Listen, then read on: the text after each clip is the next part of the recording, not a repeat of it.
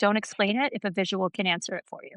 I'm sharing my screen here. So I'm just very loosely going through, figuring out shapes of this character and doing like a frontward bust using the reference of the illustration I did last time. I'm looking at it. It's right next to the illustration, or the illustration's right next to what I'm doing here. So as you can see that.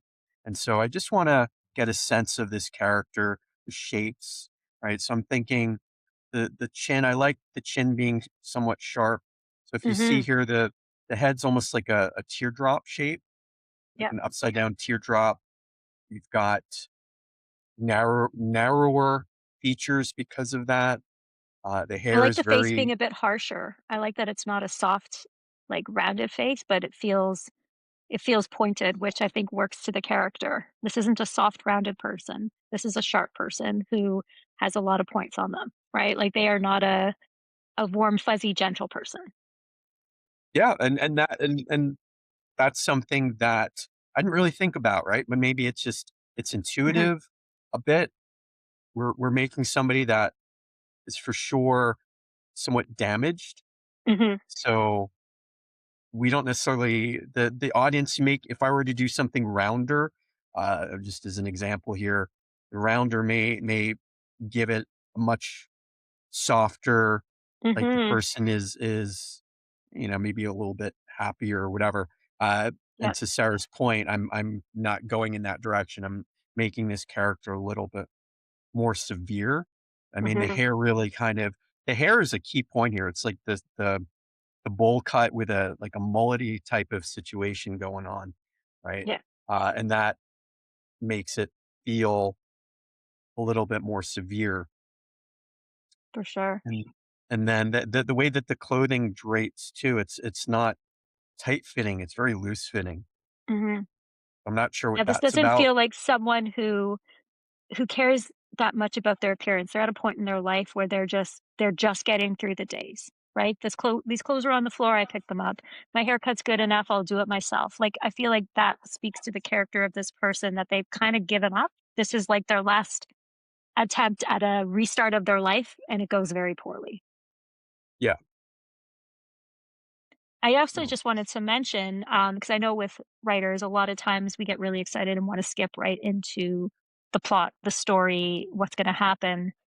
But this stage is so important because if you don't really define who the character is, their wants, their needs, what's stopping them from getting what they want, your story will be a little flat, right? It might have a great Mhm. plot, it might move forward, but the actual heart of the story just won't be there. So, as much as it's tempting to go straight into the plot of it, this is really, you have to know the character and then put them into the story. And this is a really, really important step.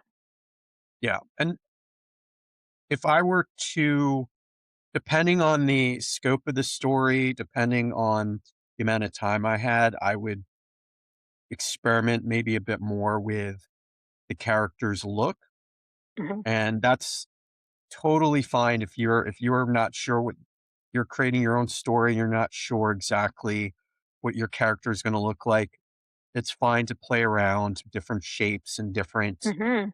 uh, feelings, the emotional states the character might be in. With this and it's kind of funny, I with you, I've it seems like I've been able to get the characters very Mhm. quickly with Yes. Cushing County, especially. Yes. Those characters came along really quickly. I don't think I did a lot of doodling around to figure out what they were. Just from your descriptions, I got a really good sense of what I thought the characters would be, and so same with Yeah, and they this, were for some instantly reason. correct.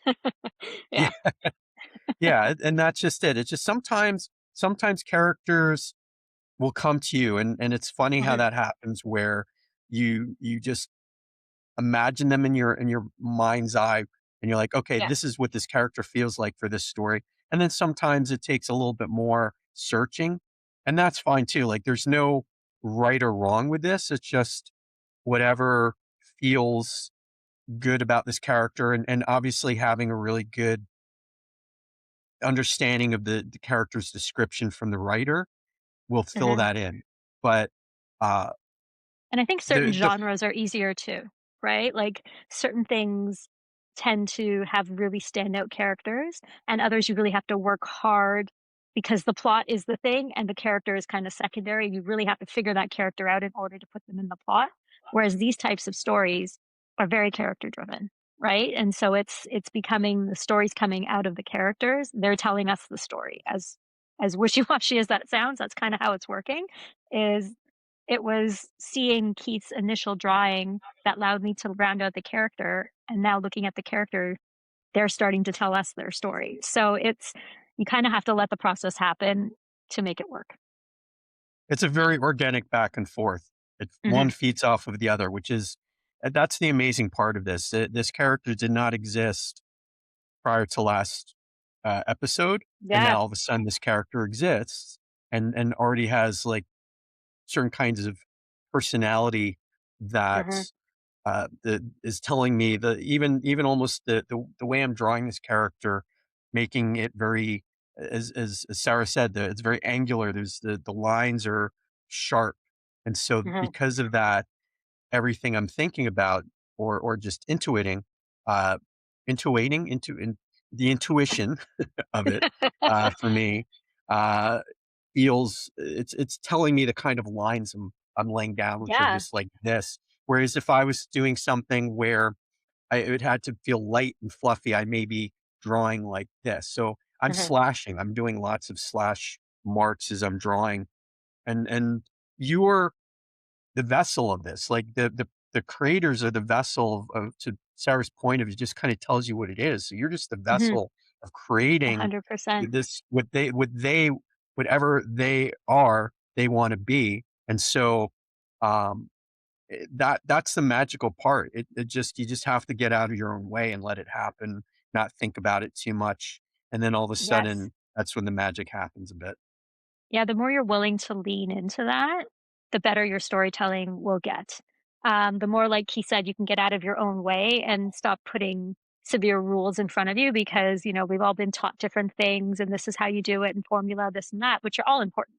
Structure is important. All those things are important, but so is putting that aside, being a storyteller, being a creative, and then applying the rules afterwards to make sure it checks all the boxes. But this is an important stage to just really see where it goes and then form it from there. Yeah. Another way of saying that too is just don't be so hard on yourself. Let it let Yeah, let it flow out of you. That's why the doodling part of it is really important because huge. when you're letting the lines just tell you what they are, you're not concerned with anything other than just enjoying the process of doodling.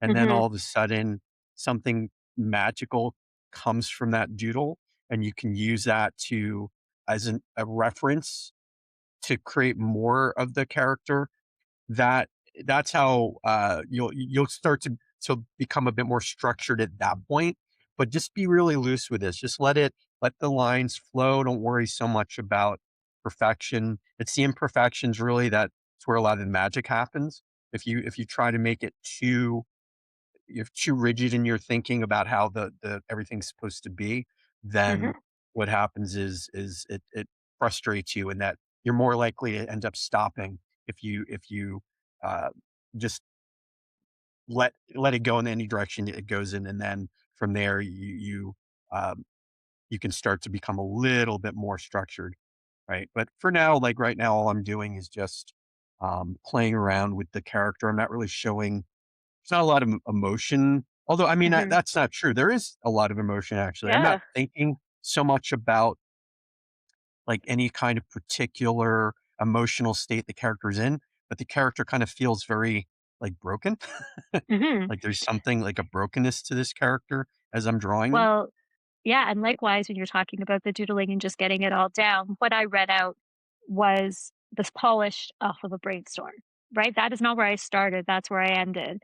I had all kinds of stuff down, I was typing paragraphs, I was typing descriptors, and I edited it stuff down because certain things stood out as being appropriate, other things did not once I started putting other things in. So what you saw was kind of the polished version of that, where I went through and edited it down to what needed to be there and only what needed to be there, but that's not where I started. So likewise with doodling, as a writer, don't think that whatever you put down is final, right? Just put it all down, walk away, go back, put more down, edit what was there, give yourself time to think about it, and then whittle it down to the polished result that you want. But that's not the first thing you do. The first thing you put down is not going to be what ends up going through. It's just where you start.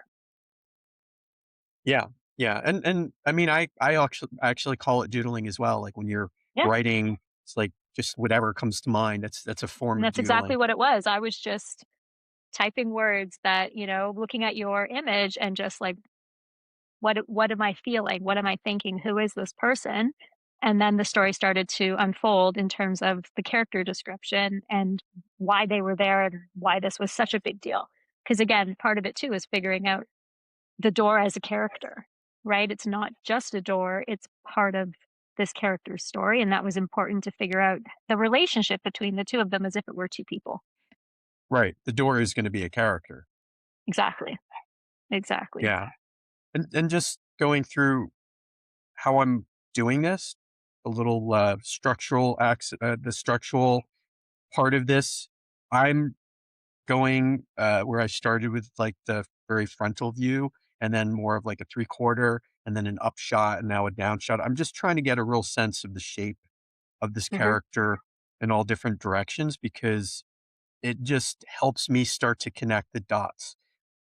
The next step, which once, we're in a couple of minutes, we're gonna, end this, episode, but I'll keep on drawing. I'm going to start to go into some of the emotional state of the character. So, for those of you who continue watching after this first half, you'll get to see some emoting from the character and maybe some gestural aspects of it.